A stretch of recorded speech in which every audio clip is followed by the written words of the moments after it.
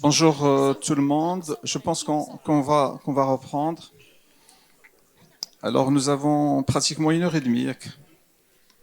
Nous avons 1 heure et demie de travail juste avant le déjeuner. Donc je vais tout de suite passer la parole à Pierre Fajadé pour nous parler de la sarcoïdose et la sarcoïdose-like. Ouais, ça marche, ouais. Bonjour, c'est toujours un bonheur d'être au Maroc et d'être aussi bien accueilli. Euh, ouais, on va parler au sens large des granulomatoses pulmonaires et en tout bien tout honneur, on va avoir un chapitre un petit peu particulier parce que c'est quand même ce qui nous intéresse le plus dans ce type de pathologie. On va parler de la sarcoïdose. Alors quelques rappels cliniques, épidémiologiques et physiopathologiques. Donc on sait il y a des choses qu'on sait, il y a des choses qu'on ne connaît pas très très bien dans la sarcoïdose. C'est une granulomatose multisystémique, tropisme lymphatique, étiologie, on ne sait pas trop. L'atteinte, elle est principalement pulmonaire, quelques les lésions cutanées, oculaires, neurologiques, j'en passe et des meilleures, osseuses, le plus souvent de bons pronostics, et bien sûr il y a des formes graves, on en parlera, la fibrose pulmonaire, mais également les atteintes cardiaques et neurologiques. L'adulte, en principe, c'est moins de 50 ans et on s'aperçoit qu'on voit de plus en plus des sarcoïdoses chez des gens un petit peu plus âgés, 65 ans et plus. La prévalence, vous la voyez, le sexe ratio, il est à peu près équilibré. Et au plan ethnique et géographique, donc on s'aperçoit que en Europe, par exemple, il y a un gradient nord-sud, on voit beaucoup plus de sarcoïdose dans le nord de l'Europe, notamment chez les Suédois et les Danois. Il y a aussi une composante ethnique, puisqu'on voit beaucoup plus de sarcoïdose et certaines formes de sarcoïdose chez les Noirs américains, avec des formes en plus beaucoup plus sévères, notamment avec des présentations pulmonaires qui sont parfois d'emblée au niveau des bases pulmonaires sous forme d'atteinte septale.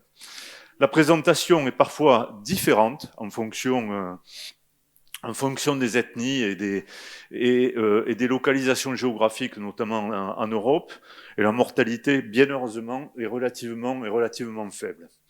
Alors au plan physiopathologique, étiologique, qu'est-ce qui se passe? Bon, on s'aperçoit on ne sait pas trop grand-chose. Au plan environnemental et transmissible, les environnements, pollen, poussière minérale, eh ben, il n'y a rien de bien concluant. Tout ce qui est infectieux, il n'y a rien de bien concluant non plus.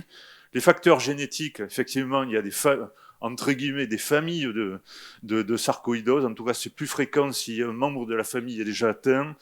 Groupage HLA, il y a certains groupes HLA qui favorisent l'apparition de cette sarcoïdose. Donc si on résume la situation, c'est des hôtes génétiquement prédisposés qui développent une réponse immunitaire exagérée. On verra que ça existe dans d'autres pathologies de type sarcoïde-like. Une réponse immunitaire exagérée, un antigène avec formation d'un granulome épithélio-gigantocellulaire, bien évidemment, sans nécrose caséeuse. Bien évidemment, on ne va pas faire tout le panégyrique de la sarcoïdose, on va envisager quelques items, sémiologie et corrélation TDM histologie, les nouveaux phénotypes fibrosants et non fibrosants, ça existe dans les autres PID, on l'a intégré dans la sarcoïdose, l'évolution éventuellement en fonction du type de lésion et la nécessité ou non d'une biopsie, ce qui nous fera la transition avec les granulomatoses non sarcoïdosiques. Alors, les adénopathies, vous savez tout ça, ce sont des adénopathies non compressives qui sont médiastino-hilaires, qui peuvent parfois calcifier, calcification, vous le voyez, en popcorn ou en coquille d'œuf. Sous nos contrées actuellement, avec la baisse des lésions d'origine silicotique, c'est la cause la plus fréquente de calcification ganglionnaire médiastinale. L'atteinte assez fréquente de cette loge, de la loge 7, qui est quand même assez typique, et un respect relatif des chaînes médiastinales antérieures et postérieures. C'est plutôt une atteinte centrale. Ça, vous le savez, il n'y a pas de souci.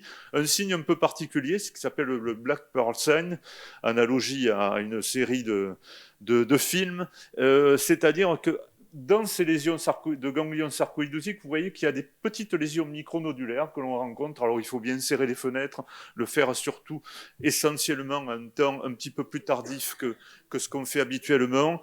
Et ça, c'est relativement évocateur d'une atteinte sarcoïdosique ganglionnaire. Honnêtement, je ne l'ai pas vu très très souvent. Alors a priori, quand ça existe, c'est plutôt une bonne chose. Ce qui m'intéresse, c'est plutôt le parenchyme. Un granulome sarcoïdosique, ça fait 0,4 mm de diamètre. Sur ce que m'ont dit mes copains anatomopathologistes, si on prend des scanners avec des matrices de 512 et des champs les plus petits possibles, ce qui parfois ne nous permet pas d'analyser la totalité du parenchyme pulmonaire, mais c'est pour voir ce qu'on est capable de faire. En fait, la résolution spatiale ne permet pas de... un granulome ne rentre pas dans un pixel. Donc, quand on voit une lésion micronodulaire, c'est déjà la coalescence de plusieurs lésions granulomateuses. Ce qu'on voit sur les clichés, c'est l'atteinte micronodulaire périlymphatique, hein, avec l'atteinte, vous le voyez, de la grande scissure, cet aspect de grande scissure perlée qui est relativement typique. Alors, qu'en est-il? Est-ce que ce granulome explique toutes les lésions qu'on voit? Ça serait intéressant et ça serait plutôt facile d'intégrer tout ça. Le granulome, il explique bien évidemment les lésions micronodulaires, hein, c'est la conjonction de tous les granulomes. Si on fait une extension des lésions micronodulaires, cet aspect de galaxie, et bien là aussi ça explique tout ça, c'est-à-dire que vous avez une accumulation de granulomes au centre et de moins en moins en périphérie, c'est qui donne le Galaxy City Sign. Probablement, mais on en reparlera sur la dia suivante, ça donne ces lésions en verre dépoli. L'épaississement péribroncovasculaire irrégulier que voilà aussi est tout à fait expliqué par la présence du granulome. Et bien évidemment, quand on fait des biopsies bronchiques ou transbronchiques dans ce coin-là, on trouve assez facilement des granulomes. Qu'en est-il du verre dépoli? Ça, c'est un truc intéressant. En principe, dans une PID, quelle qu'elle soit, le verre dépoli est expliqué par la présence d'une alvéolite, par la présence d'un épaississement pariéto-alvéolaire qui soit inflammatoire ou fibrosant. Mais là, dans le cas particulier sur des analyses histologiques, le verre dépoli est expliqué peu ou pas par l'alvéolite dans la sarcoïdose, mais par la présence du granulome interstitiel. Donc, bon an, mal an, ce granulome explique la quasi-totalité des lésions sarcoïdosiques. Alors, Cathy reconnaîtra ce cliché, enfin, ce dessin. Un des grands diagnostics différentiels de la sarcoïdose, des lésions micronodulaires périlymphatiques dans les lobes supérieurs, dans les segments postérieurs des lobes supérieurs, dans le S3D. Un des grands diagnostics différentiels sous nos contrées, c'est la silicose. L'atteinte micronodulaire périlymphatique, elle se voit autant dans la silicose que dans la sarcoïdose. Par contre, l'atteinte péribroncovasculaire se voit de manière élective dans la sarcoïdose, alors que l'aspect sous-pleural, avec parfois un aspect de plaque, de pseudoplaque sous-pleurale, se voit de manière beaucoup plus élective dans la silicose. Un exemple. De ce côté, vous voyez cette atteinte micronodulaire, périlymphatique, dans les segments postérieurs des lobes supérieurs, pareil du côté droit, et vous apercevez que là, vous avez cette accumulation de granulomes en sous-pleural qui donne cet aspect de pseudoplaque, alors que de l'autre côté, vous voyez un épaississement péribroncovasculaire nodulaire qui est tout à fait typique d'une sarcoïdose. Donc il faut bien se mettre ça en latente. Ce n'est pas les micronodules qui nous permettent, ça permet d'évoquer deux, trois types d'étiologie, pas plus, mais c'est les signes associés qui nous permettent de faire la différence. Bien évidemment, on retrouve d'autres lésions, et bien évidemment, plus il y a de nodules sarcoïdosiques, de granulomes qui s'accumulent, et plus ça donne des lésions un petit peu différentes, des macronodules, des condensations, des formes lymphangitiques, des formes fibrokystiques dans l'évolution fibrosante des sarcoïdoses, une atteinte des petites voies aériennes, avec parfois un syndrome obstructif qui est parfois un petit peu inhabituel dans la sarcoïdose. L'atteinte pleurale est beaucoup plus exceptionnelle. Et bien évidemment, de temps en temps, on est obligé de faire une biopsie dirigée d'une condensation, d'un aspect de condensation, d'évolution chronique et persistante chez un patient, et de temps en temps, on a quand même la surprise de faire un diagnostic de sarcoïdose. Deuxième item suivant, c'est les phénotypes fibrosants et non fibrosants. Comme dans toutes les PID, actuellement, on essaie de dire oui, ça c'est plutôt fibrosant, c'est plutôt non fibrosant. Bien évidemment, tout ce qui est micronodulaire, que ce soit périlymphatique ou péribroncovasculaire, que ce soit macronodulaire, que ce soit les condensations, tout ça, ça rentre plutôt dans un phénotype non fibrosant. De manière évidente, bien évidemment, dès qu'il y a des réticulations, dès que c'est plus linéaire, dès que ça distord la bronche, bien évidemment, dès que ça donne des grosses masses, comme des blocs silicotiques exactement, bien évidemment, ça évoque un phénotype non fibrosant. Alors, cette classification, ça n'a pas révolutionné le monde. Hein. On a juste dit, oui, effectivement, l'évolution, elle est plutôt comme ça, mais déjà, intuitivement, on le savait. Voilà ce que ça donne. Donc ça, cette atteinte micronodulaire, là, ces grosses condensations, ça rentre plutôt dans un phénotype fibrosant. Et dès que vous voyez ces zones d'épaississement péribroncovasculaire, mais avec vraiment des distorsions bronchiques caricaturales, des bronches qui sont collées les unes contre les autres, ces gros blocs de fibrose centrale, bien évidemment, ça évoque un phénotype fibrosant. Un truc intéressant aussi, c'est de dire, à partir du scan initial, on voit, c'est plutôt ce type d'atteinte, plutôt notre type d'atteinte. Est-ce que le génie évolutif va être un petit peu différent? On s'aperçoit sur des études qui sont pourtant anciennes, hein, Michel Bronner, ça date des années 90, on s'aperçoit qu'il y a certaines lésions qui ont plutôt tendance à disparaître, d'autres à stagner, et d'autres, on ne sait pas trop ce que ça va devenir.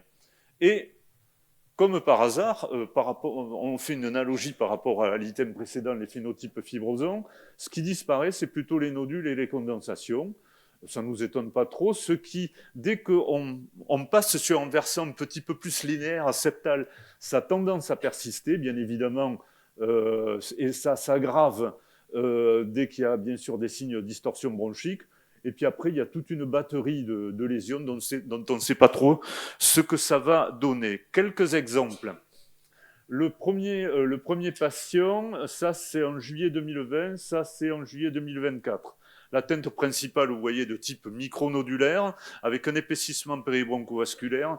4 ans après, l'atteinte micronodulaire, elle a quasiment disparu. Par contre, il persiste une atteinte péribroncovasculaire. Là, c'est pareil. Vous voyez sur des agrandissements, vous voyez que cette atteinte nodulaire périlymphatique a quasiment disparu. Un deuxième exemple, c'est une forme un petit peu plus linéaire.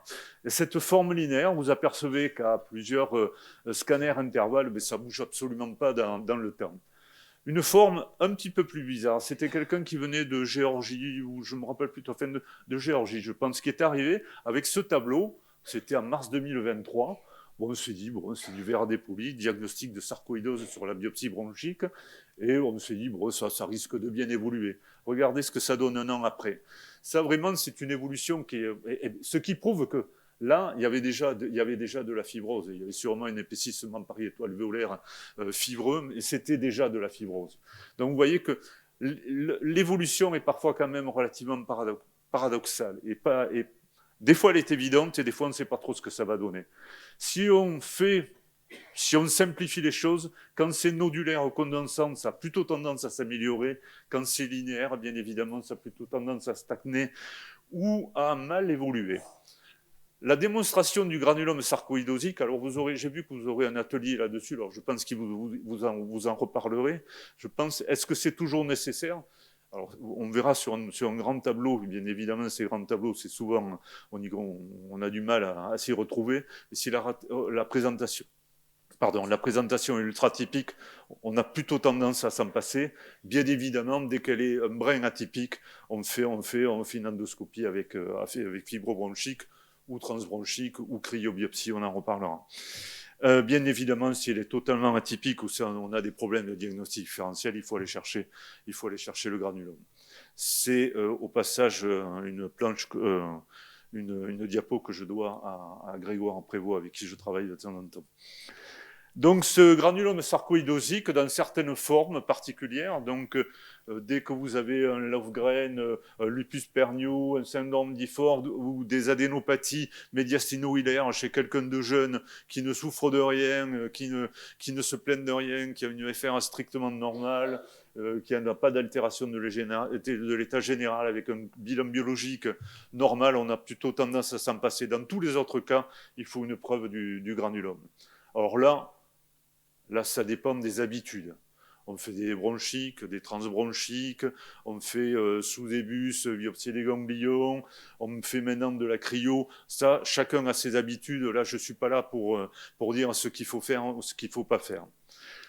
Ça, c'est Anne-Laure Rebrun. Anne-Laure Rebrun, c'est celle qui, normalement, devait faire le deuxième topo et qui n'est pas là. Donc, elle m'a passé le relais. Je tiens à la remercier. Et bien évidemment, on va aborder dans le deuxième chapitre tout ce qui concerne les diagnostics différentiels. Alors, il y a des trucs dont vous entendrez quasiment jamais entendre parler. Et puis, il y a des lésions quand même qui méritent qu'on y passe un petit peu plus de temps. Fin de la première partie.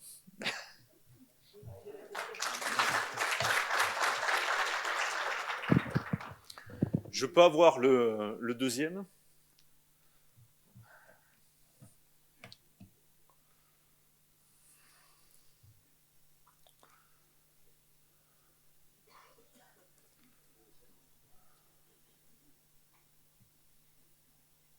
Ouais.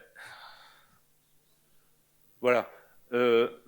J'ai repris quasiment mot pour mot. Alors, comme toujours, on fait toujours des petites modifications en fonction des habitudes, de chacun de nos habitudes. Mais globalement, c'est un topo que je dois largement à Anne-Laure.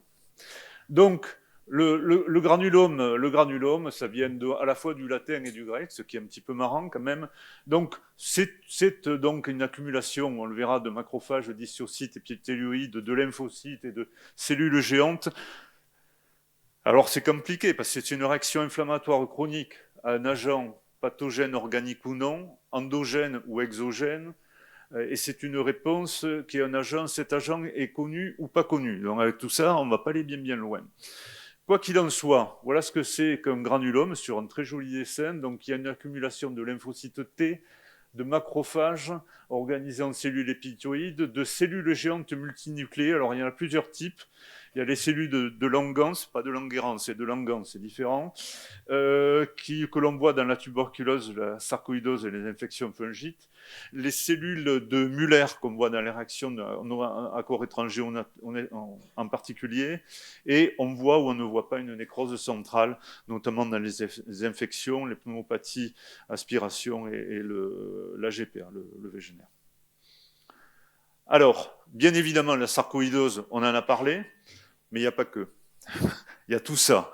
Alors, il y a des choses qui sont qu'on peut voir de temps en temps, et puis il y a des choses où on essaiera de passer un petit peu plus rapidement. L'approche diagnostique.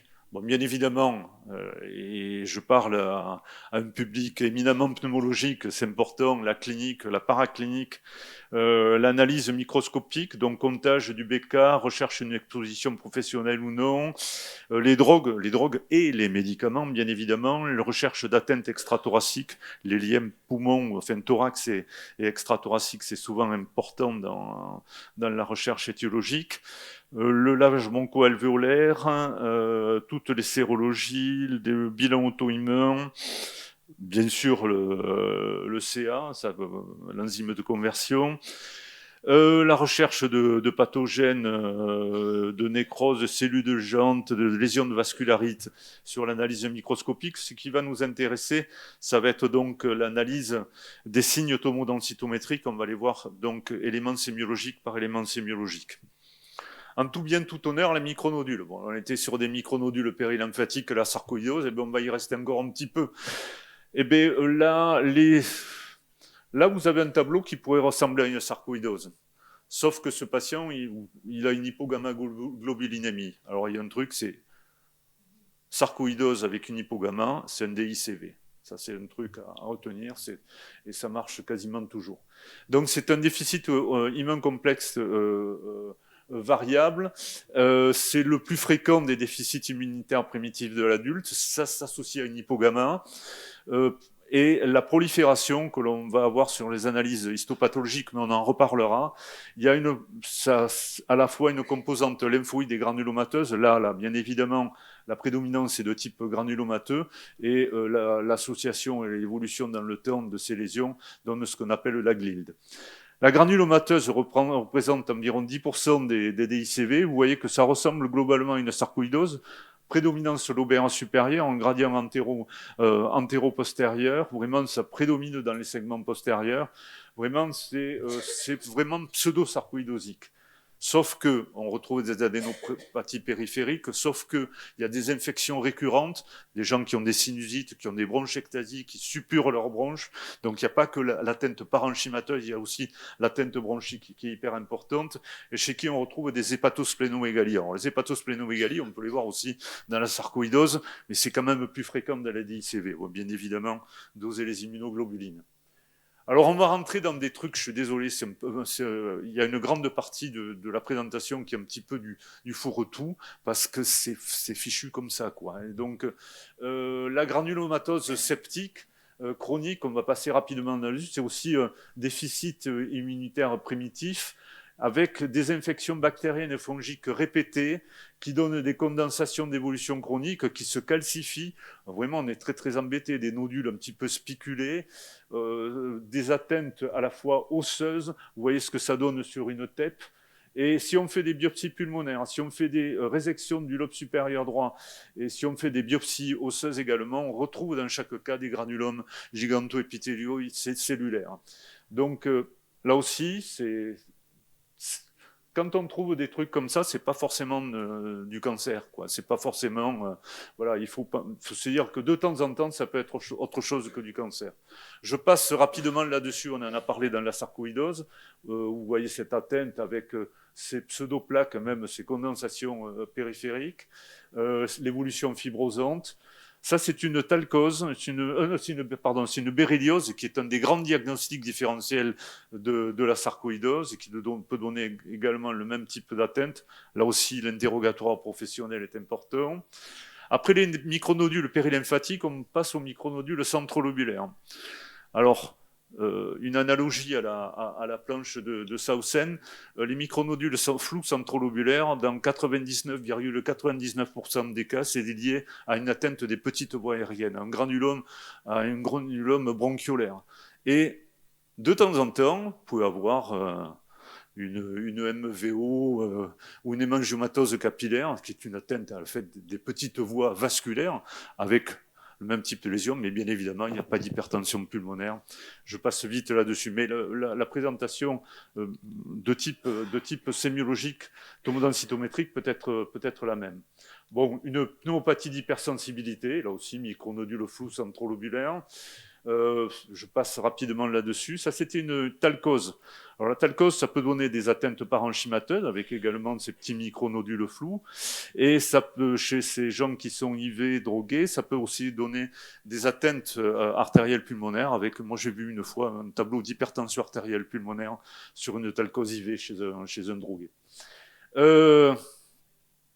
Chez quelqu'un de relativement jeune qui présente sans antécédent particulier des nodules et des condensations excavées, nécrotiques ou nécrotico-excavées, un des diagnostics différentiels envisagés, c'est la GPA. Voilà, donc c'est ces vascularisations en cas. Essentiellement, c'est la GPA, donc ces lésions. Là, il faut bien évidemment, quand on voit ça, c'est un des premiers diagnostics. Bon, ça peut être un staph et ça peut être autre chose, mais bien évidemment, c'est le premier diagnostic à évoquer. Chez quelqu'un qui est asthmatique, d'évolution chronique, et ça se passe pas très bien, on peut avoir ce tableau de GPA où on retrouve aussi des zones de condensation de verre d'épaule hyperlésionnelle. La granulomatose lymphomatoïde ou le lymphomangiocyte, c'est un lymphome non-hodgkinien de type T, essentiellement extranodal. Je crois qu'il y a 100 ou 150 cas dans la littérature. C'est vraiment quelque chose sur lesquels on va passer rapidement. Ça donne des nodules plus ou moins spiculés. Ça donne ces ces petites lésions, ces VRD péribroncovasculaires, voilà ce que ça peut donner. Merci Benoît. Les nodules nécrobiotiques, évidemment, ça se voit essentiellement dans la polyarthrite rhumatoïde, plus fréquent chez le patient sous méthotrexate lors des poussées de la maladie. Au passage, c'est la seule lésion pathognomonique de la polyarthrite rhumatoïde, sur lequel on va retrouver des lésions significatives. C'est des nodules qui sont parfois excavés, qui sont souvent multiples. Comme cet exemple ne le montre pas forcément, la plupart du temps, c'est des lésions qui sont à prédominance lobaire supérieure. Des fois, on est un petit peu embêté. Est-ce que c'est ça? Est-ce que c'est des métastases excavées? Est-ce que c'est autre chose? On peut faire des TEP et aller parfois biopsier le nodule le plus fixant, le plus atypique. C'est quand même parfois embêtant. Bien évidemment, le Kaplan cholinien. Quelque chose qui est aussi qu'on peut de temps en temps rencontrer, le granulome hyalinonisant bénin. On en a un petit peu parlé tout à l'heure. C'est des lésions qui peuvent parfois poser des gros problèmes diagnostiques, sauf que de temps en temps, heureusement de temps en temps, ça se calcifie tout ça. Donc des tumeurs qui calcifiées médiastinales comme ça et qui compriment les gros vaisseaux, c'est pas toujours, en tout cas, il faut se dire que c'est peut-être pas de la tumeur maligne, c'est responsable parfois de fibrose rétropéritonéale ou de médiastinite fibreuse, essentiellement dans l'évolution chronique d'une tuberculose et d'une histoplasmose. La granulomatose bronchocentrique, alors heureusement qu'il y a dans la majorité des cas, on retrouve des antécédents d'asthme et de BPCA, des dilatations de bronches, des bronchocèles. Donc ça permet de se dire que ces lésions qui ont parfois quand même un aspect un petit peu bizarre et plus que suspect sont parfois liées à ce type. Mais le diagnostic est histologique, qu'il soit sur la biopsie, même parfois sur la résection chirurgicale. Un truc que j'ai lu récemment et qui m'a paru intéressant à souligner, c'est que de temps en temps, on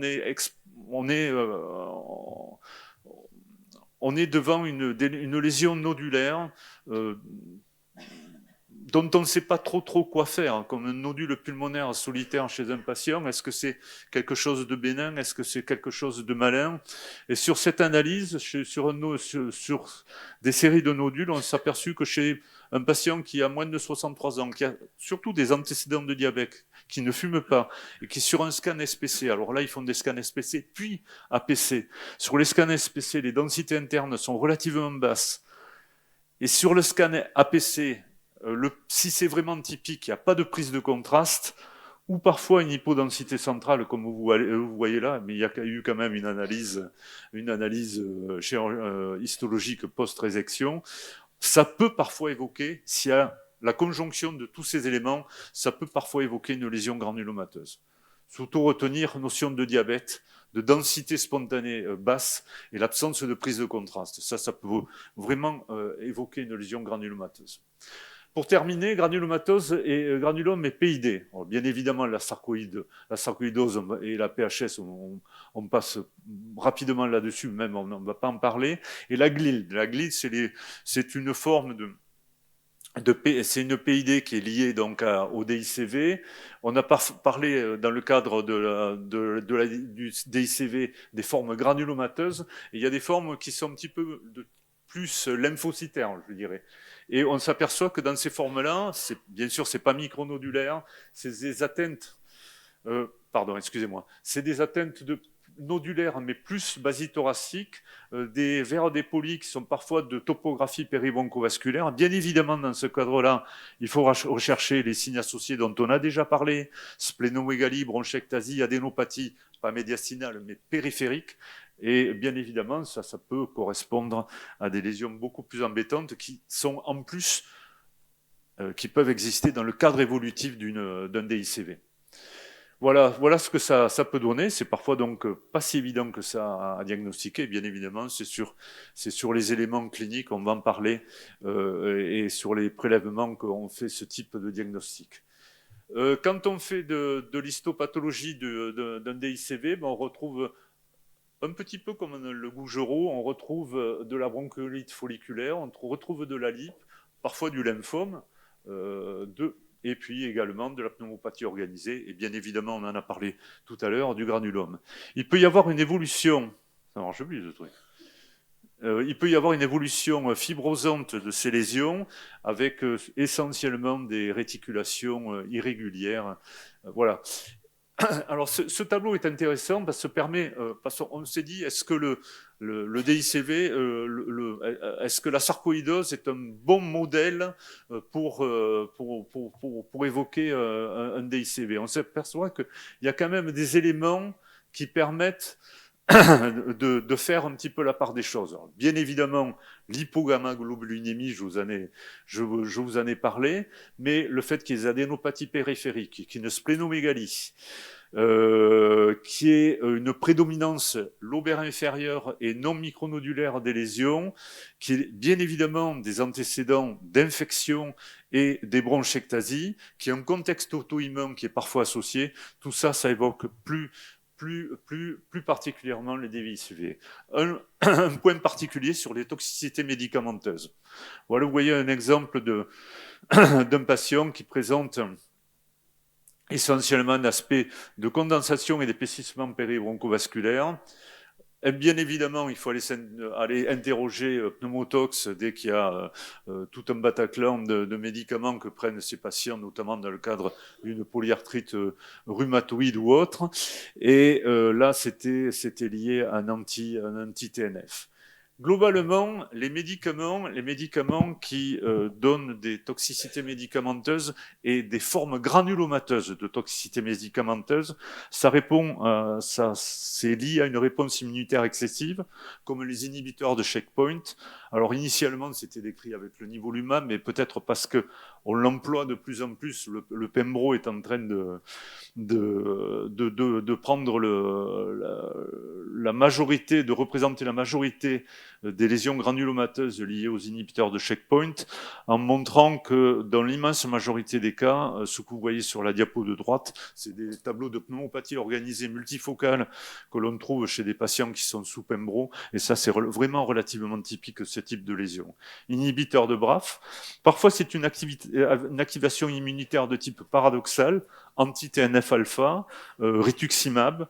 Et on trouve également des toxicités médicamenteuses avec atteinte granulomateuse dans l'interféron alpha associé ou non à la ribavirine dans le traitement de l'hépatite C et lors de l'utilisation d'antirétroviraux. Bien évidemment, ça peut donner des tableaux plus ou moins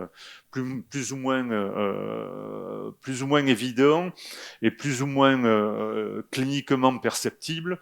Là, c'était un patient qui avait une spondylarthrite qui était sous anti-TNF et qui a développé, vous voyez, cette toute petite lésion micronodulaire, une réaction avec un petit verre à dépoli satellite diffus qui a développé une réaction de type sarcoïde-like à l'infliximab. Un petit mot là, un petit tableau sur les anti-TNF. Alors les anti-TNF peuvent donner des atteintes parenchymateuses pulmonaires soit relativement précoces, et c'est des atteintes plutôt bien évidemment de type granulomateux, ou des atteintes tardives qui se rapprochent un petit peu plus de l'UIP ou d'une aggravation d'une UIP déjà préexistante, notamment dans le cadre d'une polyarthrite rhumatoïde. Alors là, pour mémoire, c'est un ASIA, c'est une réaction à l'injection de corps étrangers, que ce soit de l'huile minérale, de l'acide hyaluronique ou des silicones, qui donnent cette atteinte granulomateuse avec plutôt une atteinte septale dans ce cas-là. Si on résume la situation, uniquement par rapport à des éléments sémiologiques d'imagerie. Donc on reprend l'atteinte micronodulaire, l'atteinte à type de masse et l'atteinte à type de PID. L'atteinte micronodulaire périlymphatique ou centrolobulaire. Périlymphatique, c'est bien évidemment la sarcoïdose, moins fréquemment, du moins chez nous, la silicose ou le DICV. Centrolobulaire, bien évidemment, la PHS et les pneumopathies par aspiration. Les nodules et les masses, on en a parlé, les vascularites en cas, les nodules nécrobiotiques, le reste est un petit peu plus anecdotique. Et la PID, la sarcoïdose, mais bon, j'en ai pas reparlé bien évidemment, l'évolution GLIL du DICV, et bien évidemment, ça, il faut y penser, il faut y repenser parce qu'on y passe souvent à côté, les toxicités médicamenteuses. Je vous remercie.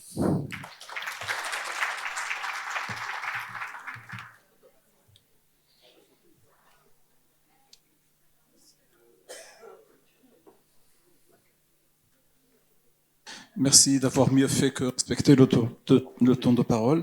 Nous avons 10 minutes de discussion. La parole est à la salle.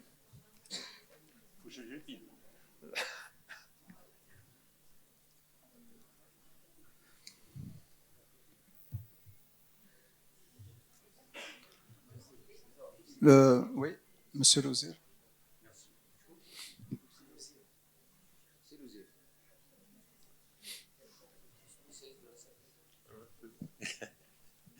Merci pour ces très, très belles présentations, un excellent tour d'horizon. Alors, j'ai peut-être on en voit actuellement, comme vous avez abordé les traitements des cancers, aussi les sarcoïdes-like qui accompagnent les cancers, indépendamment de la toxicité. Et là, c'est la complexité. Il prend de l'immunothérapie et en même temps, on voit des lésions sarcoïdes-like. Alors, toute la problématique, est-ce que c'est les médicaments? Est-ce que c'est sarcoïde-like? Oui. Est-ce que c'est les métastases Alors ça, vous avez tout à fait raison. On s'aperçoit aussi au plan histopathologique que de temps en temps on fait des biopsies, par exemple dans le cadre de lymphome, un truc comme ça, et il faut faire attention parce que en périphérie, notamment de lésions lymphomateuses, vous pouvez avoir des lésions de type sarcoïde-like. Il faut, quand ça évolue, on n'a pas l'impression que ça évolue si bien que ça. Je crois qu'il ne faut pas s'arrêter au simple diagnostic de réaction sarcoïde-like. Il peut y avoir, vous avez tout à fait raison, il peut y avoir d'autres lésions sous-jacentes. Je pense en particulier au lymphome.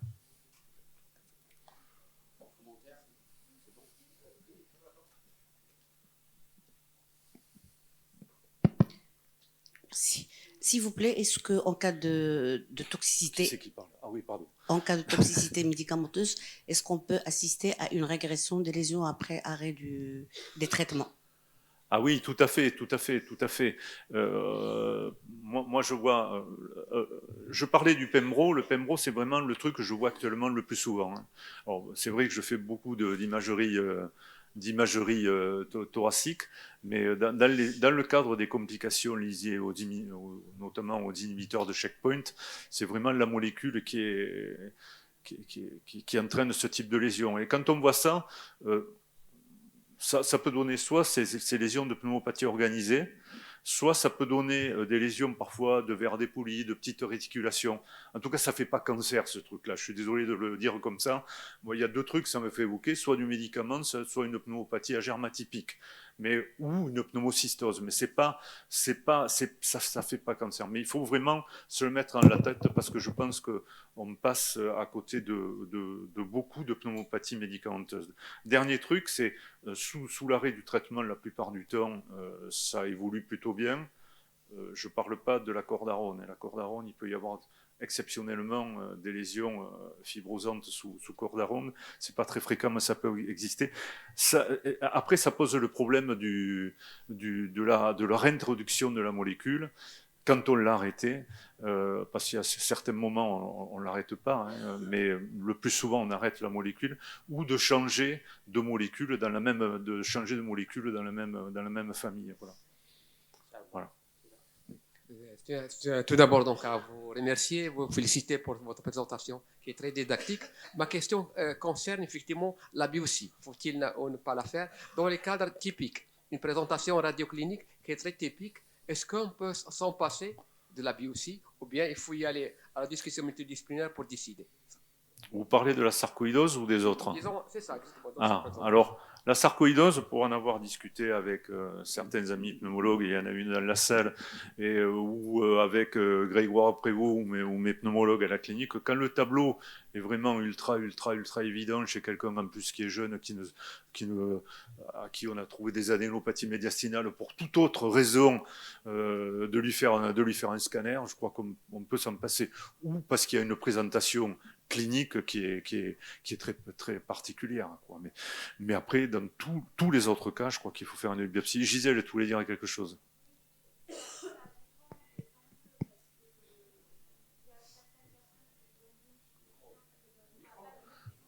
Mets un micro, déjà que je suis un peu sourd.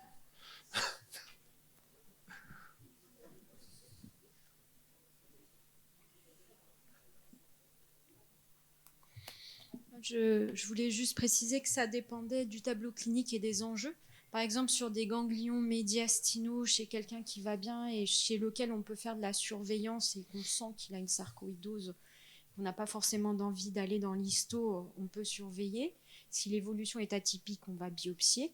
En revanche, hors les tableaux pathognomoniques de sarcoïdose avec le Löfgren et tout ça, quand il y a un enjeu thérapeutique, c'est bien d'avoir le granuloma. Parce qu'au moment où où les corticoïdes ne marcheront pas, si ça ne marche pas, qu'il faut passer aux métaux, aux anti-TNF, il faut qu'on soit sûr du diagnostic et qu'on n'ait pas d'arrière-pensée. D'autant plus qu'on peut avoir les diagnostics différentiels que tu nous as montrés. Et on peut parfois avoir des surprises. Alors notamment, je dirais, une sarcoïdose qui n'a pas d'hypergamma, notamment floride, pas juste de ganglions, voilà, mais une sarcoïdose sans hypergamma, méfiance, quoi. Il y a probablement un déficit immunitaire. Okay.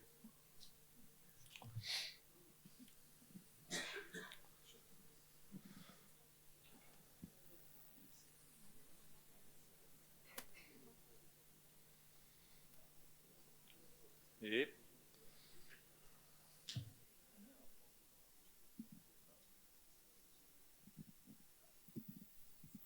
bonjour, merci pour votre belle présentation. Alors j'ai deux questions. La première concernant les formes où on a des condensations de topographie centrale. Alors on ne peut pas différencier, est-ce que c'est un tissu de granulation, c'est des masses de fibrose, notamment lorsqu'on n'a pas assez de signes évocateurs de masse de fibrose. Alors là, est-ce qu'il n'y a pas une indication pour l'IRM, est-ce qu'il n'y a pas par là à demander une IRM?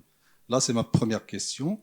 Alors la deuxième question concernant les formes où on a un pattern où vous avez beaucoup de piégeage, de trapage aérique, multifocal, multilobulaire, donc dans les formes, on va dire, entre parenthèses, bronchiolaires.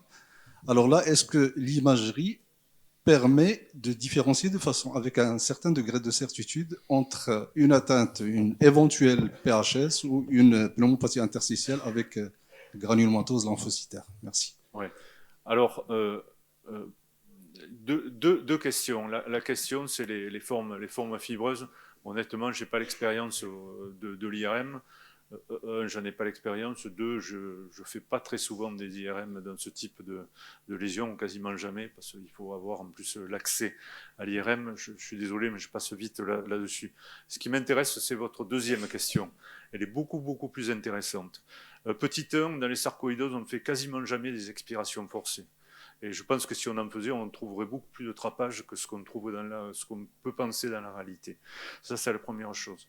On a pensé à une certaine époque que les trapages expiratoires étaient plutôt donc liés à des granulomes qui en fait vont bloquer la bronchiole terminale, hein, un peu ce qu'on voit dans la PHS, étaient signe de bon pronostic.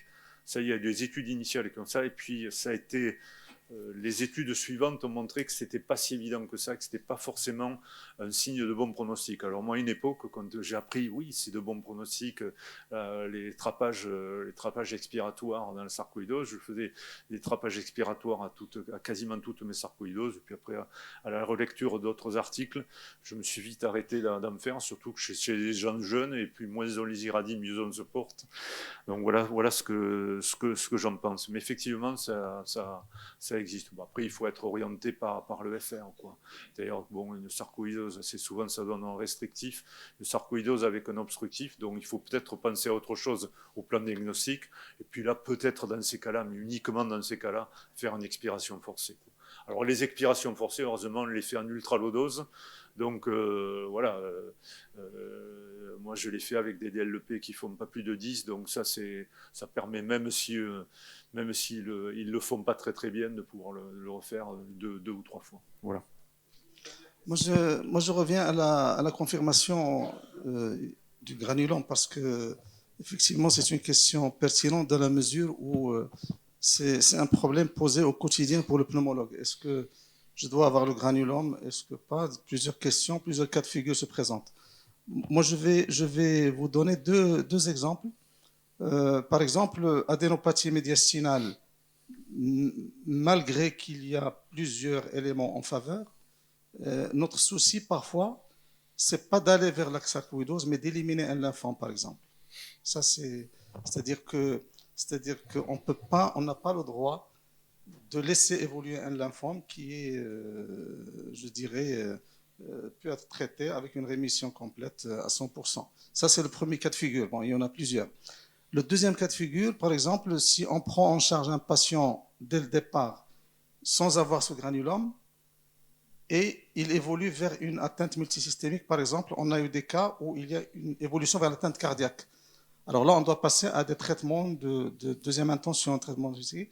Et donc, on reste dans le doute.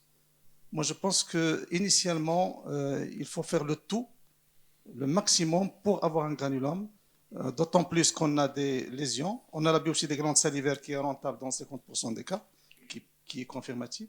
On a les biopsies bronchiques étagées en tout pour les granulomes, et on a d'autres. Donc, je pense que, à mon avis, et d'après ce qu'en fait l'équipe, on se penche plus vers trouver un granulome que de traiter un malade rien que sur des lésions cliniques et radiologiques.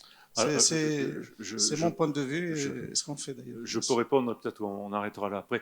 Vous avez remarqué que dans le tableau, il y a quand même certains cas de figure où on peut se permettre de ne pas le faire, mais après c'est très très très limité, quoi, hein. C'est Lofgren, Hereford, des adénopathies médiastinales chez un jeune ou une jeune qui ne se plaint absolument de rien, qui a un tableau typique d'adénopathie, de topographie d'adénopathie médiastinale, notamment dès que c'est médiastinal antérieur ou postérieur, je crois qu'il faut foutre un gros frein à main. Ça c'est hyper important. Et après, bon, le reste, je suis d'accord avec vous.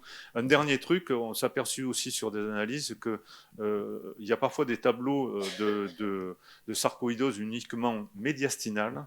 Et on s'est aperçu que dans ces sarcoïdoses médiastinales sans atteinte parenchymateuse pulmonaire, en fait, au plan tomodensitométrique, en fait, si on fait des biopsies bronchiques, il existe assez souvent déjà des lésions, des granulomes sur biopsie bronchique.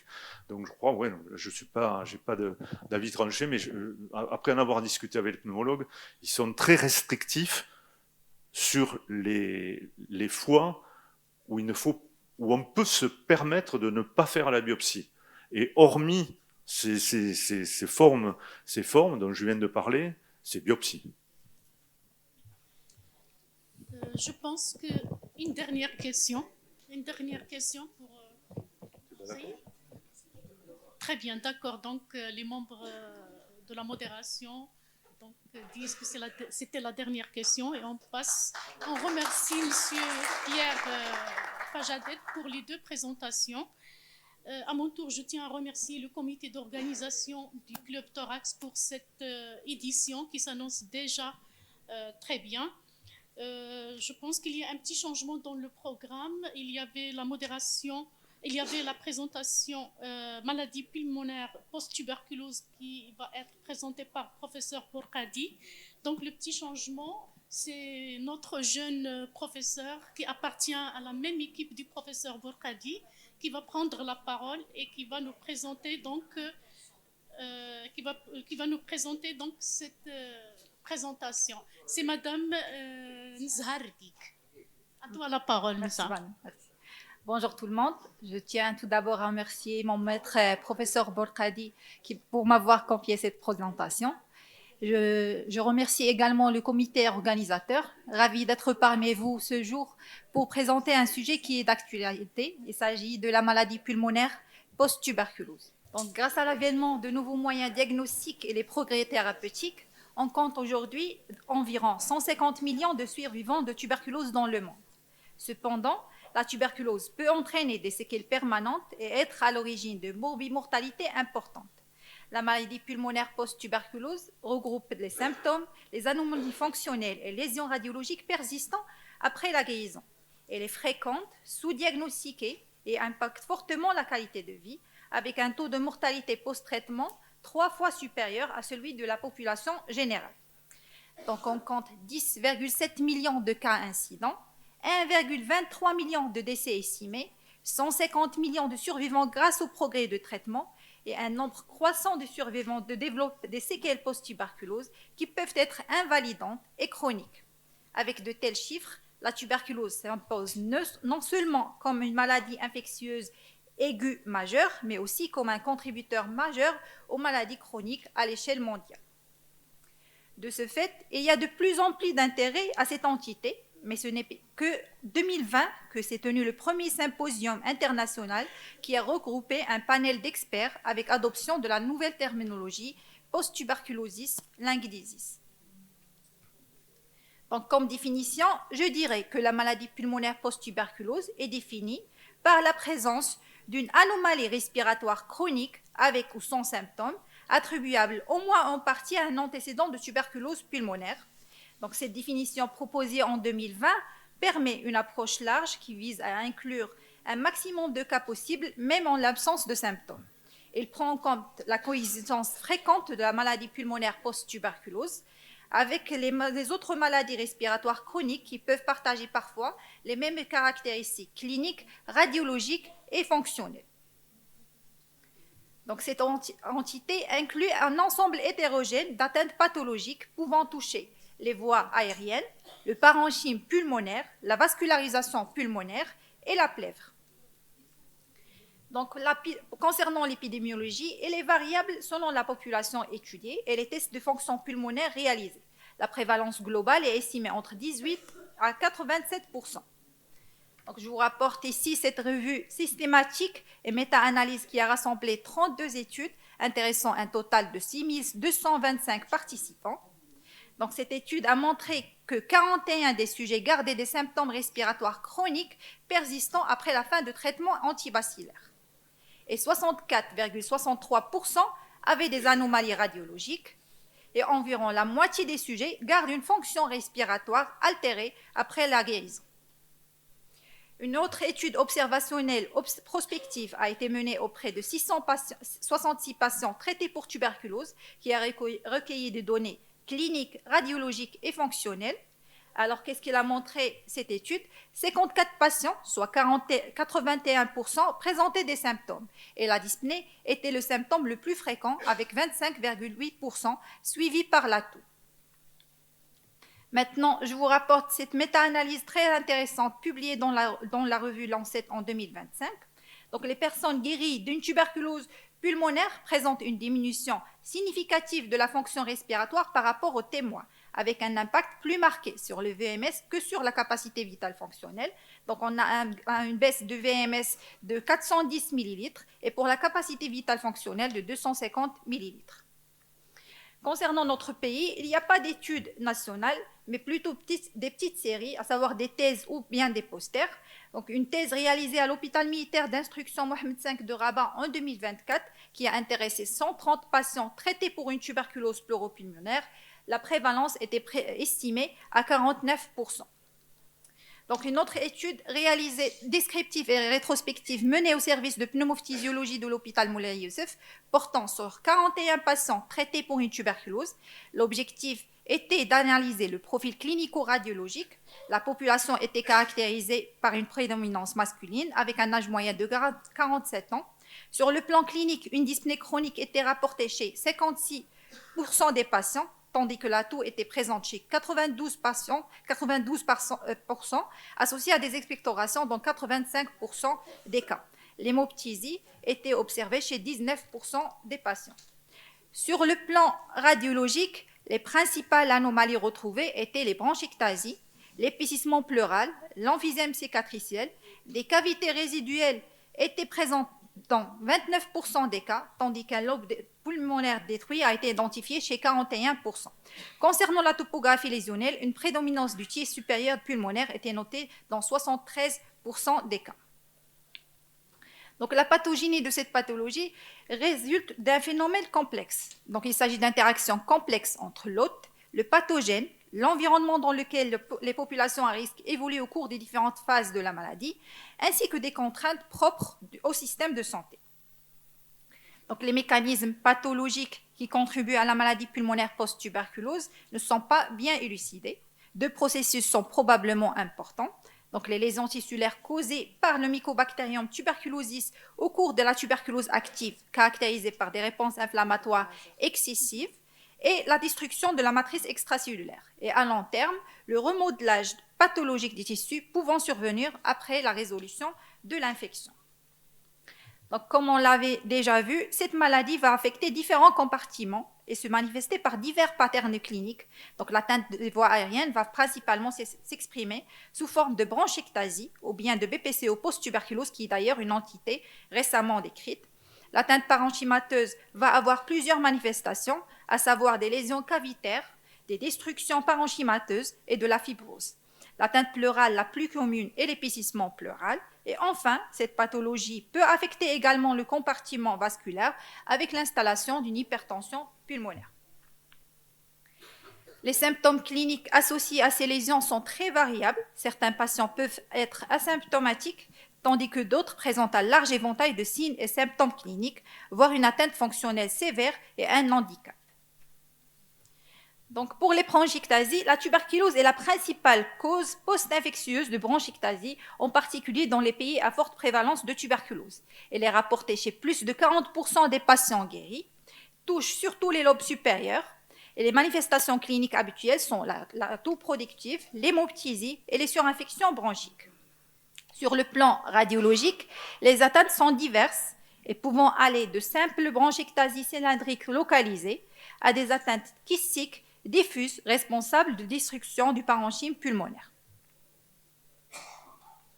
Pour la gestion des bronchectasies, il faut appliquer les recommandations pour les bronchectasies non liées à la mucoviscidose, à savoir les mesures hygiéniques, la kinésithérapie de désencombrement, la vaccination et le traitement des infections bactériennes et fongiques. Pour la BPCO liée à la tuberculose, c'est une entité reconnue par le GOLT depuis 2022. La prévalence de la BPCO chez les patients ayant un antécédent de tuberculose pulmonaire est estimée à 22%. Donc, une étude transversale multicentrique incluant 14 000 patients a établi une association significative entre les antécédents de tuberculose et une obstruction du flux aérien confirmée par la spirométrie avec un obstruction ajusté à 2,5. Donc, la BPCO post-tuberculose et la BPCO liée au tabac affichent plusieurs similitudes et différences. Les deux surviennent principalement chez les patients âgés, alors que la BPCO post-tuberculose survient principalement après un épisode de tuberculose pulmonaire, même chez les sujets jeunes. Concernant les symptômes cliniques, les deux se manifestent par une toux, les expectorations, la dyspnée. Cependant, la BPCO liée à la tuberculose entraîne une hémoptysie. Sur le plan imagerie, les deux entités vont se manifester par un tableau d'emphysème. Cependant, pour la BPCO liée à la tuberculose, on va retrouver des images hétérogènes incluant la fibrose et les calcifications. Enfin, pour l'exploration fonctionnelle respiratoire, c'est l'obstruction bronchique qui est une caractéristique commune aux deux entités. La BPCO post-tuberculose peut associer un profil restrictif au mixte. Quand on le voit clairement sur ces coupes scanographiques, la prédominance des lésions emphysémateuses retrouvées lors de la BPCO liée au tabac, sur la coupe qui est de droite, alors que dans la BPCO post-tuberculose, on note une prédominance de la fibrose et les calcifications et les bronchectasies de traction. Donc, le traitement de la BPCO post-tuberculose est principalement guidé par les recommandations actuelles de la prise en charge de la BPCO.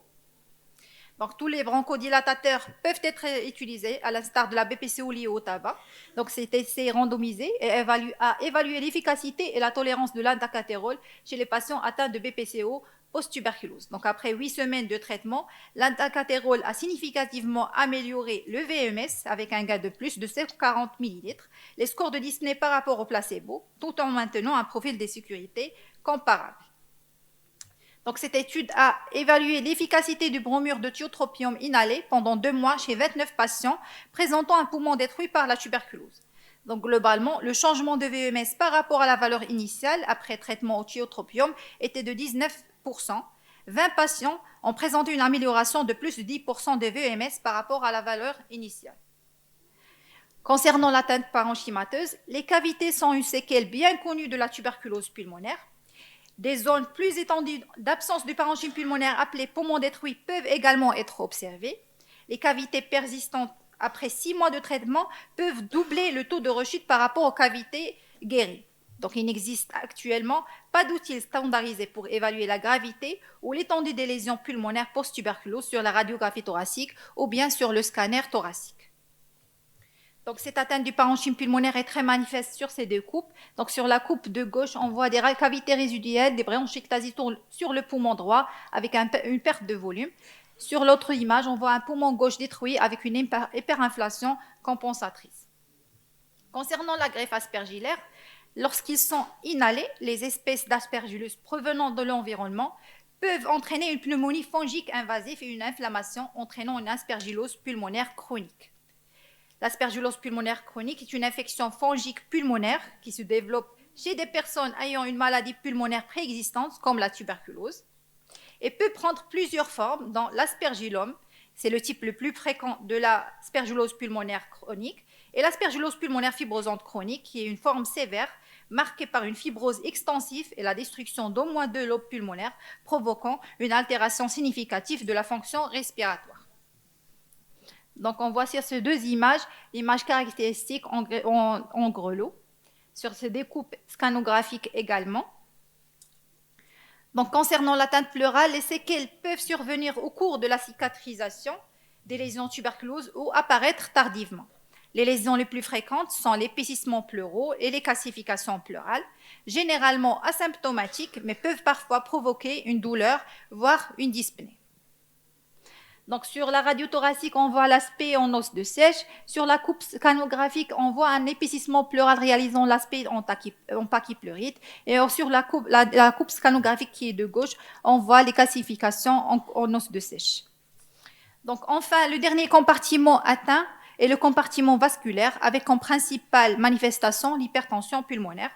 Donc, c'est une conséquence qui est peu décrite, mais potentiellement importante de la maladie pulmonaire post-tuberculose. La prévalence est mal estimée. Donc, on a 40% dans un registre chinois d'hypertension pulmonaire du groupe 3. Et une étude récente a montré une prévalence de 9% des HTP, toutes causes confondues. Il y a peu de données sur les mécanismes, sur la prise en charge optimale de cette condition, qui entraîne un taux de mortalité élevé. Pour la prise en charge de la maladie pulmonaire post-tuberculose, il n'existe actuellement aucune recommandation internationale fondée sur des preuves pour la prise en charge. C'est un défi tant pour les cliniciens que pour les patients, et la plupart de ces recommandations sont extrapolées à partir des bénéfices observés dans d'autres maladies respiratoires chroniques. Donc, les options thérapeutiques proposées sont les mesures générales, à savoir le sévrage tabagique et le support nutritionnel, la kinésithérapie respiratoire, la réhabilitation respiratoire, le traitement des exacerbations et les complications, l'oxygénothérapie et la ventilation non invasive, et enfin la chirurgie. Pour la réhabilitation respiratoire, il occupe une place importante dans la gestion de la maladie pulmonaire post-tuberculose. Donc, il entraîne une amélioration des symptômes ainsi que la qualité de vie des patients. Elle est personnalisée selon les besoins individuels du patient. Les programmes de réhabilitation respiratoire sont généralement proposés 2 à 3 fois par semaine pendant une durée de 8 à 12 semaines. Il inclut une des évaluations initiales et finales portant sur les symptômes respiratoires, la qualité de vie et la fonction respiratoire. Donc, cette étude a évalué l'impact d'un programme de réhabilitation respiratoire chez les patients souffrant de la maladie. Et les résultats ont montré une amélioration marquée de la qualité de vie, une amélioration de la capacité d'exercice et une réduction des symptômes respiratoires. Donc, la douleur thoracique rapportée au début chez 45% des participants contre 24% à la fin et l'hémoptysie légère chez 17% au début contre 7% à la fin. Donc, le traitement chirurgical a un rôle encore pertinent dans les cas complexes. Les techniques proposées sont la lobectomie, la pneumonectomie et la thoracoplastie, mais ça nécessite l'expertise et la sélection rigoureuse des patients. Malheureusement, pour de nombreux patients présentant une maladie pulmonaire post-tuberculose, la résection chirurgicale n'est pas une option, soit en raison de l'extension trop importante de la maladie, soit en raison d'une limitation de la fonction pulmonaire. Enfin, il y a de nouveau des thérapies dirigées pour l'hôte sont en cours d'essai. comme les inhibiteurs de la phosphodiesterase 4, les cibles cellulaires et les cytokines, qui peuvent potentiellement être proposés pour les personnes à haut risque de développer une maladie pulmonaire post-tuberculose. Donc, sans aucun doute, l'étape la plus importante dans la prise en charge de la maladie pulmonaire post-tuberculose devait être sa prévention. Et cette prévention passe par une prévention primaire qui repose sur le traitement préventif des cas de tuberculose infection, le dépistage actif permettant un diagnostic précoce et la lutte contre les déterminants sociaux. La prévention secondaire repose sur le traitement optimal des cas de tuberculose maladie. Donc, les pronostics des données cliniques que l'inclusion de la morbidité et la mortalité post-tuberculose pourrait augmenter les disability adjusted life years de 54% à plus de 174%. Donc, les personnes guéries de la tuberculose présentent un taux de mortalité post-traitement 3 fois supérieur à celui de la population en général et la majorité des décès dans la première année suivant la fin du traitement. Donc, faut-il dépister? Théoriquement, oui. Le dépistage doit être réalisé durant les derniers mois du traitement antituberculeux. Cependant, on est devant plusieurs défis compliquant ce dépistage. Tout d'abord, il n'existe pas de consensus clair sur le moment idéal pour réaliser le diagnostic, ainsi que sur les moyens les plus appropriés à utiliser. Ensuite, la diversité et l'hétérogénéité des manifestations cliniques et radiologiques de la maladie rendent difficile la standardisation des approches diagnostiques. Enfin, la maladie pulmonaire post-tuberculose évolue constamment dans le temps. Donc, une équipe coréenne a proposé un algorithme pour la prise en charge des patients une fois qu'un état de guérison a été atteint.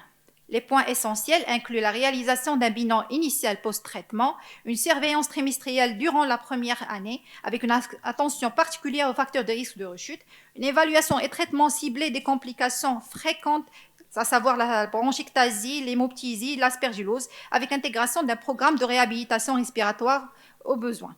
Le RES propose également une approche intégrée, continue de la prise en charge des patients tout au long du parcours de la tuberculose, depuis la population générale jusqu'au suivi. Donc, les principales étapes sont la prévention dans la population générale, en agissant sur les facteurs de risque, le dépistage actif et le diagnostic précoce chez les individus symptomatiques, l'optimisation du traitement antituberculeux et l'évaluation de la guérison à la fin du traitement, incluant le dépistage des séquelles de tuberculose. Enfin, pour conclure, la maladie pulmonaire post-tuberculose est une complication fréquente et souvent sous-diagnostiquée de la tuberculose. L'absence de ligne directrice spécifique, la variabilité clinique, radiologique des présentations, ainsi que le manque de ressources diagnostiques rendent la gestion de la maladie complexe. Une prise en charge précoce et adaptée permet de réduire la mortalité, la morbidité à long terme et améliorer la qualité de vie. Face à cette entité, plusieurs priorités se dégagent. Il faut renforcer la recherche sur la pathogénie, les options thérapeutiques et les approches diagnostiques, intégrer la maladie pulmonaire post-tuberculose dans les programmes nationaux de lutte contre la tuberculose et enfin une sensibilisation accrue des cliniciens est essentielle pour répondre aux défis croissants posés par les séquelles post-tuberculose. Et je vous remercie. Merci professeur Ergig pour cette très belle présentation.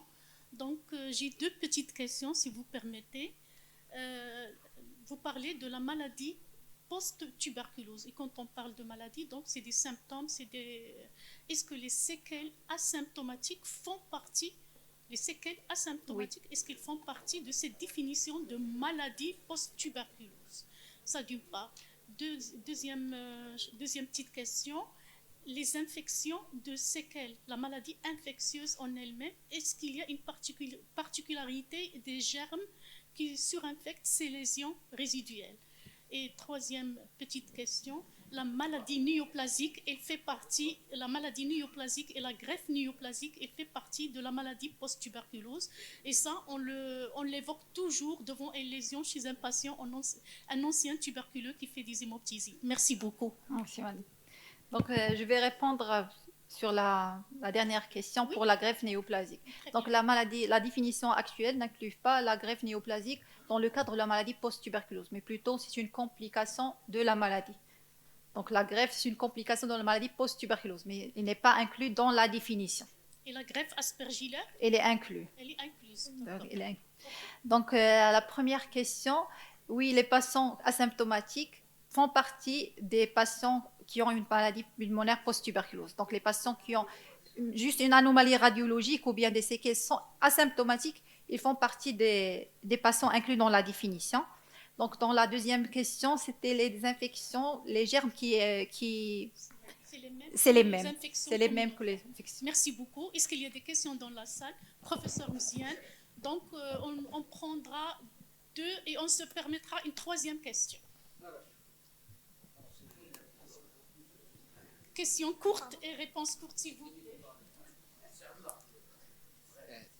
Tout d'abord, donc, mes remerciements à professeur Nizar Erguig, pour également à notre ami Sijam Eldin Borkadi pour cette présentation. C'est vrai, donc les données ils sont là. Dans les services des maladies respiratoires centrales, ils ont toutes les données. Mais le concept utilisé, je pense qu'il ne figure pas. Pardon? En quoi le concept qui ne figure pas. Mais toutes les données, la base de données, il est là. Oui. De toutes ces données, d'autant plus nous sommes dans un milieu où c'est le meilleur programme de la lutte anti-tuberculose dans le monde, dans les pays développés. Et ma question, c'est-à-dire dans quelle mesure, comme quoi, c'est-à-dire on connaît les séquelles, tout ce que vous avez dit. La prévention réside dans de dépister, de diagnostiquer ces malades donc à un moment donné, bien avant que les lésions soient étendues pour donner des séquelles. C'est ça, disons, ma réflexion. Merci. Deuxième question. C'est un commentaire. Donc,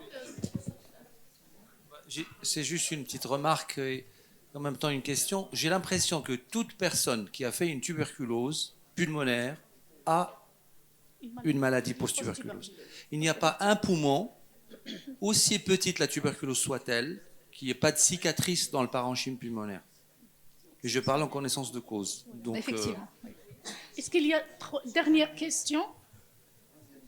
3e et dernière question. Oui, professeur Hantous.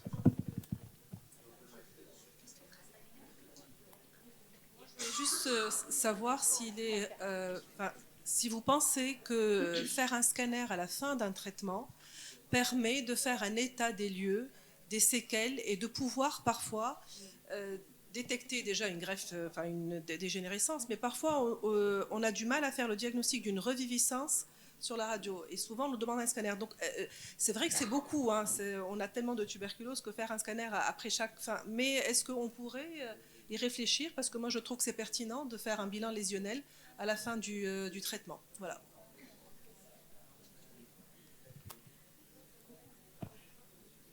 Donc, selon les recommandations de l'ERS et l'algorithme japonais, il recommande la radio thoracique. Parce que comme vous avez dit qu'il y a beaucoup de patients, ça va augmenter la charge, le coût pour de santé pour faire le scanner pour tous les patients. Du maladie. Dans la recherche, on peut la détecter à la radio thoracique.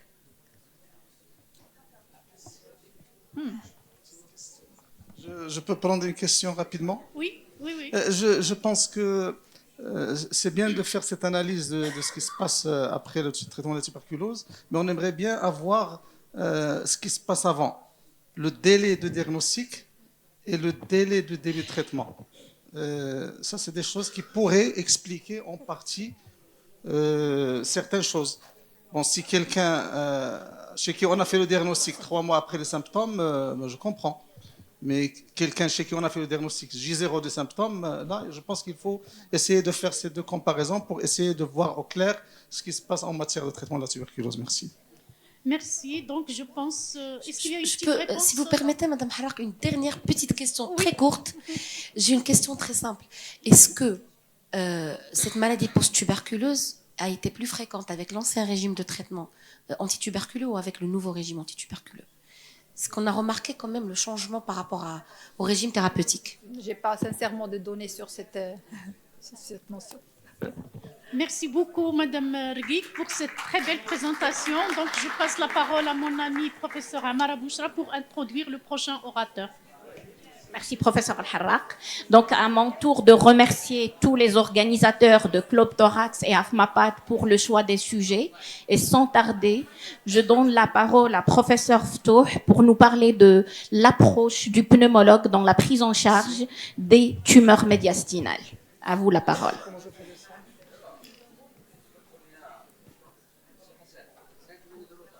comment je fais pour comment je fais pour passer à faire des diapos? S'il vous plaît, comment je fais pour faire passer les diapos?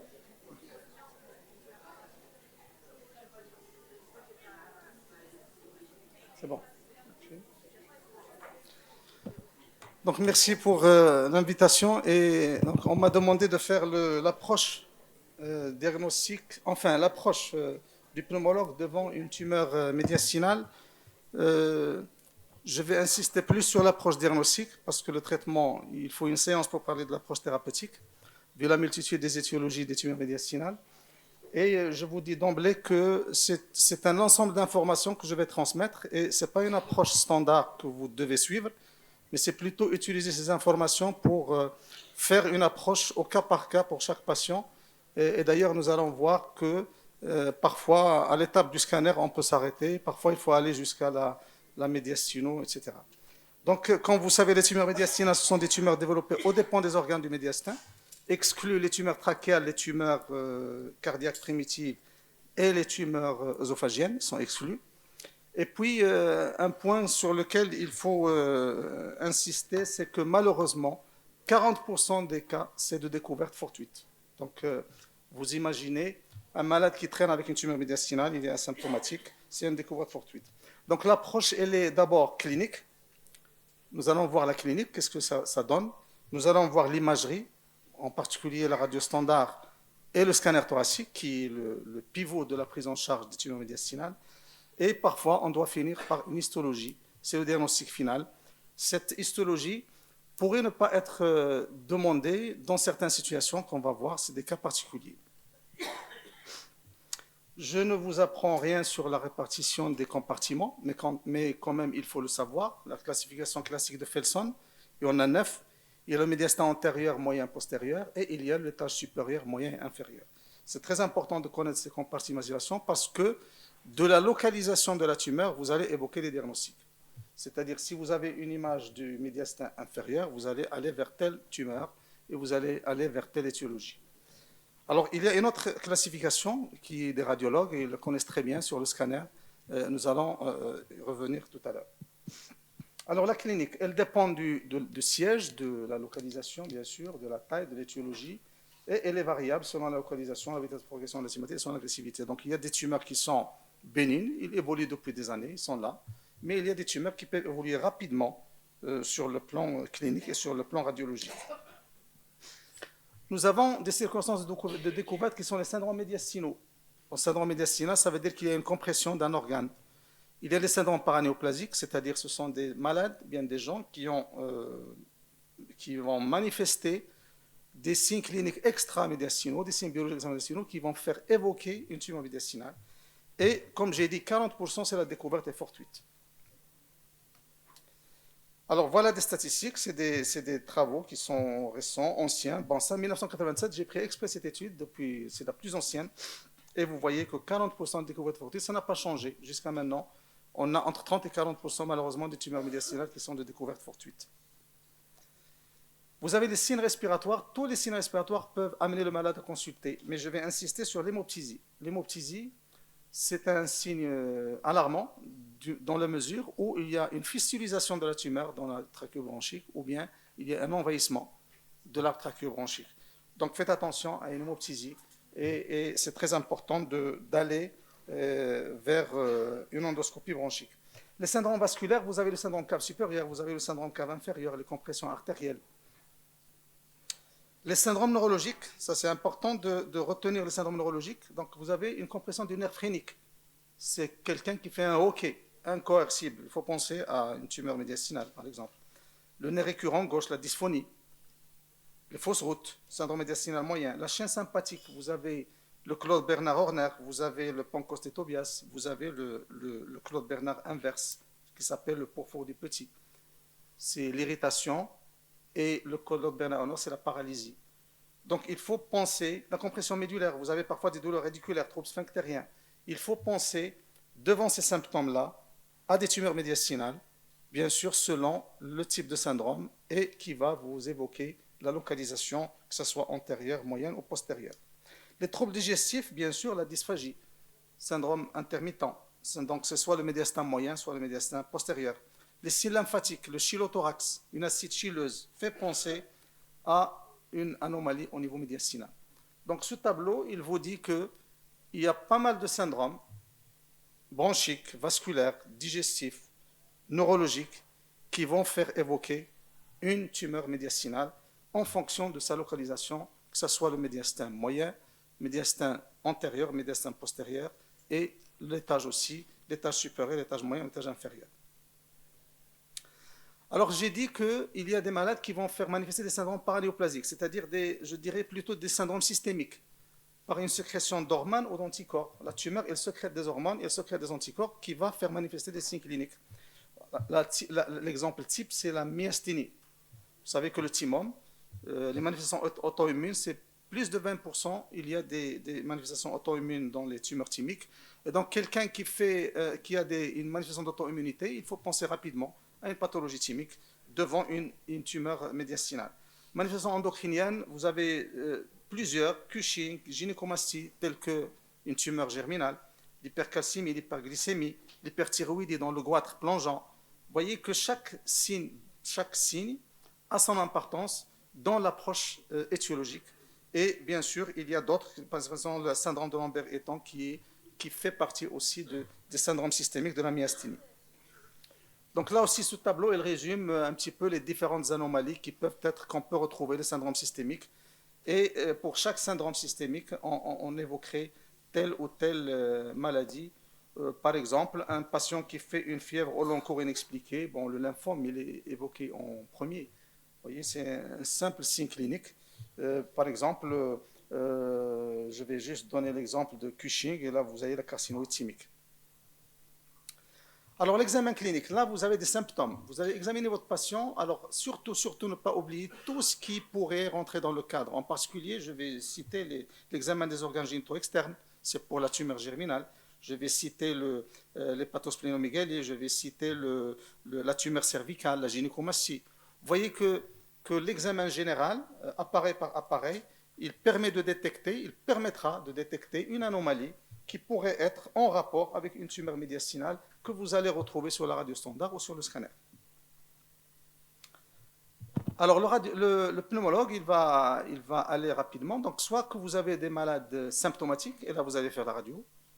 Mais si vous avez un malade qui est asymptomatique, mais il a des signes extra, c'est-à-dire de syndrome systémique, vous allez aussi faire la radio pulmonaire. Et si vous avez cette image-là typique, vous avez de la chance donc, de tomber sur une tumeur médiastinale typique. C'est une image proximale avec bord externe net, les limites internes noyées, et se raccordant en pente douce avec le médiastin. Ça, c'est un aspect typique. Alors, ce n'est pas toujours le cas parce que vous avez parfois une radio normale, bon, subnormale, je dirais. Ou bien, vous avez ce qu'on appelle des signes indirects qu'il faut chercher. Et là, je reviendrai sur les lignes médiastinales. Bon, les lignes médiastinales, c'est des choses très, très difficiles. Je ne saurais pas expliquer mieux que mes amis radiologues les lignes médiastinales. Mais encore une fois, les lignes médiastinales, il faut une technicité très importante, très développée pour interpréter. Et il faut aussi tenir compte du fait qu'ils sont inconstants. C'est-à-dire qu'on peut ne pas les retrouver vu les variances anatomiques. Mais depuis que le scanner a évolué, je pense que ces signes indirects, les lignes médiastinales, ils ne sont plus dans l'arsenal diagnostique, mais encore une fois, on doit les connaître. Il y a les lignes médiastinales antérieures, ligne médiastinale postérieure, qui pourrait évoquer une masse médiastinale postérieure, ligne paratrachiale droite, ligne paravertébrale, ligne para-azygo-œsophagienne, et il y a la ligne para-aortique. Ce sont ces lignes, lorsqu'ils sont effacés ou modifiés, ils pourraient évoquer une localisation d'une tumeur médiastinale. Donc, je répète que c'est inconstant, c'est difficile à interpréter, et avec l'avènement du scanner, on a plus les moyens maintenant de mieux visualiser une tumeur médiastinale, même si le patient il est symptomatique avec une radio pulmonaire qui est subnormale. Alors, troisième chose que le pneumologue doit aussi axer, c'est la localisation de l'opacité médiastinale. Vous connaissez les cinq signes, donc vous m'excusez de les répéter. Signe de la silhouette, c'est antérieur, postérieur. Signe cérébrothoracique qui va permettre de voir est-ce que l'image elle est antérieure, postérieure dans l'étage supérieur. Le signe de convergence du Hill, c'est pour voir est-ce qu'il s'agit d'une masse médiastinale ou d'une grosse artère pulmonaire. Le signe de recouvrement du Hill pour faire la différence entre cardiomégalie et une masse médiastinale. Et le signe de l'iceberg que vous connaissez, le thorax abdominal, qui va vous dire est-ce que la masse elle est purement intrathoracique ou bien elle est thoraco-abdominale. Donc, vous avez la radio pulmonaire avec un aspect standard, typique. Vous avez les lignes médiastinales, je répète que c'est difficile, avec le scanner on peut se rattraper. Et vous avez les signes les 5 signes de la tumeur médiastinale que vous devez analyser pour localiser votre tumeur de façon précise. Alors la radio, elle peut vous donner aussi une idée sur les calcifications. Donc on peut les voir. D'ailleurs, les calcifications, par exemple, du goitre plongeant, ils ont une certaine particularité. Les calcifications de tératome, enfin les tissus qui sont à l'intérieur du tératome. Bon, la radio pulmonaire, elle permet d'évoquer certaines étiologies. Vous voyez ici des calcifications ganglionnaires. Alors j'arrive à la TDM. La TDM, c'est le pivot de la prise en charge de la tumeur médiastinale. On ne peut pas concevoir une prise en charge d'une tumeur médiastinale sans scanner thoracique, c'est clair. Même si vous avez une radio standard typique, ça n'empêche de faire un scanner thoracique, c'est obligatoire. Pourquoi? Parce qu'elle va vous donner une idée sur beaucoup de choses, et essentiellement la densité. Donc la densité, elle va vous évoquer les différentes étiologies. Et d'ailleurs, le radiologue, il vous donnera de manière précise, parfois même à 98%, la nature étiologique. Vous n'avez pas besoin d'aller plus loin en histologie. Et donc, de l'intérêt d'avoir un scanner thoracique avec un compte rendu. Donc, les radiologues, ils parlent plutôt de compartiment prévasculaire, de compartiment viscéral et de compartiment paravertébral. Donc, ce qui est en mauve, ce qui est en bleu et ce qui est en jaune.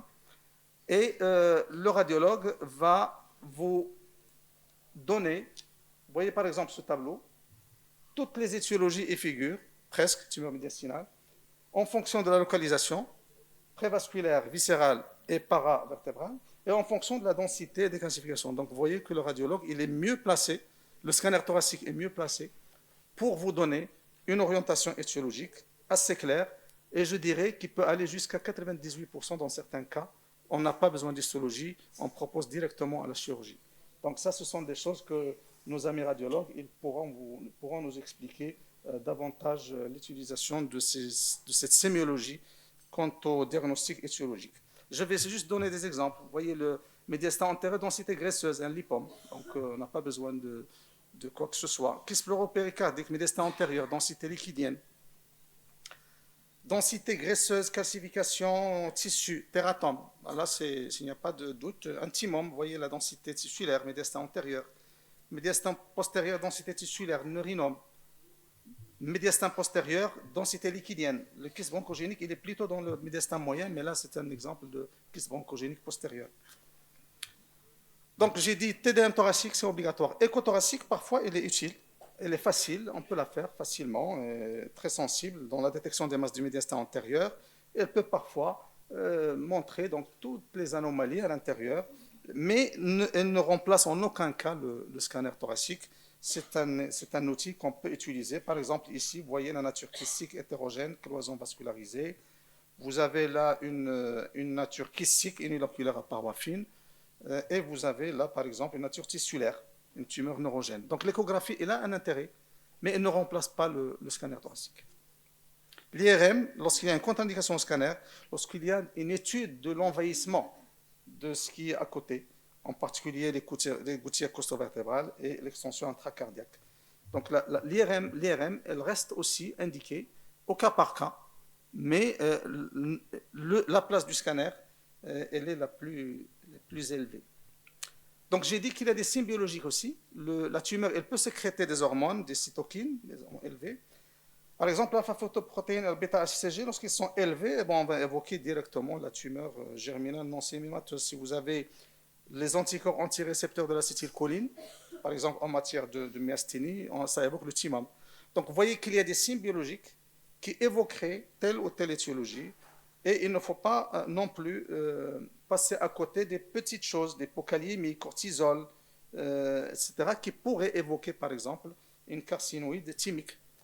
Donc, toute anomalie biologique, tout signe clinique doit avoir son importance dans le raisonnement.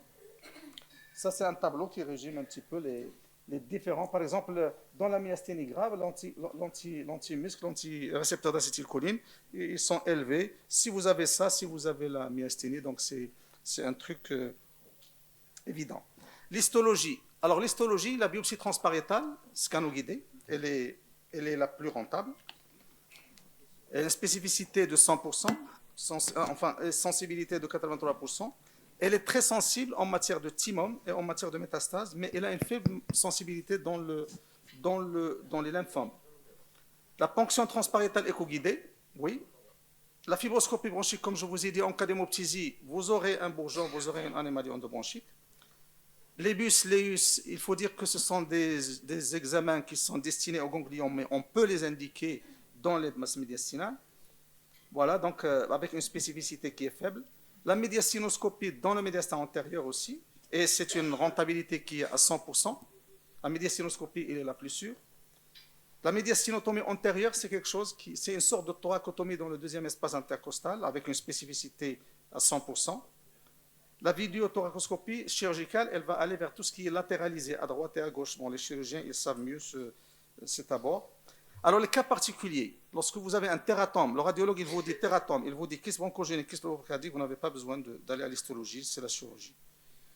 Il y a un cas que je vous signale, par exemple, en cas de pathologie thymique, en discussion de RCP, on peut, par exemple, dire que la morphologie, elle est compatible avec un thymome, il y a des signes d'auto-immunité, la masse, elle est extirpable, donc il n'y a pas raison d'aller ponctionner, on va aller à la chirurgie. Donc, c'est la raison pour laquelle je vous ai dit que c'est au cas par cas.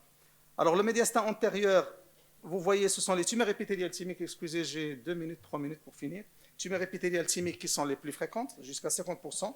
Tératome, tumeur séminomateuse, lymphome et goitre plongeant qui est fréquent, 10-15%. Médiastin moyen, vous avez les adénopathies, kystes bronchogéniques et kystes péricardiques, qui sont très bien visibles sur le scanner. Et le médiastin postérieur, vous avez tout ce qui est neurologique. Et d'ailleurs, c'est fréquent, 15-25% des tumeurs médiastinales. On néglige. Vous avez des tumeurs en rapport avec les gaines, en rapport avec les cellules sympathiques, avec les cellules chromophines et des étiologies bénignes et des étiologies malignes. Par exemple, en matière de schwannome, là aussi, lorsque le radiologue vous dira que c'est quelque chose de sûr, et voilà une image par exemple d'un schwannome, eh bien là, on n'a pas besoin d'aller ponctionner, on va aller à la chirurgie directement. Donc, la décision thérapeutique revient à la RCP. Alors, donc, soit que c'est chirurgical, soit l'hormono, soit la chimio, soit l'irathérapie, ça dépend du cas. Donc, la discussion d'un traitement, c'est la RCP. Et pour conclure, je résume les choses suivantes. Vous avez des patients symptomatiques avec radio et scanner. Vous avez des patients asymptomatiques, malheureusement, mais ils ont des signes extrathoraciques. Là, vous devez faire la radio et le scanner. Il faut savoir aussi que l'histologie n'est pas obligatoire à 100%. Si vous avez le radiologue qui vous dit que 98-90% c'est le diagnostic, je pense qu'on peut aller directement à la chirurgie. Et je cite l'exemple de tératome où il se complique souvent par l'hémorragie intracavitaire. Et donc, on n'aime pas beaucoup les ponctionner, plutôt aller à la chirurgie directement. Merci beaucoup. Merci. Professeur. Oui, merci professeur pour votre belle présentation. On est déjà en retard de 4 minutes. On se permet 2 petites questions pour ne pas empiéter sur les prochaines communications. Alors, la première.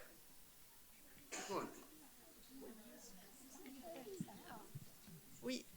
Bonjour, une question de radiologue. Les masses du médiastin antérieur solides, bien encapsulées, sans auto-immunité, vous les biopsiez ou elles vont à la chirurgie? Parce que je sais qu'il y a un débat, c'est plutôt chirurgie, mais de mon point de vue, mais je crois qu'il y a un petit débat.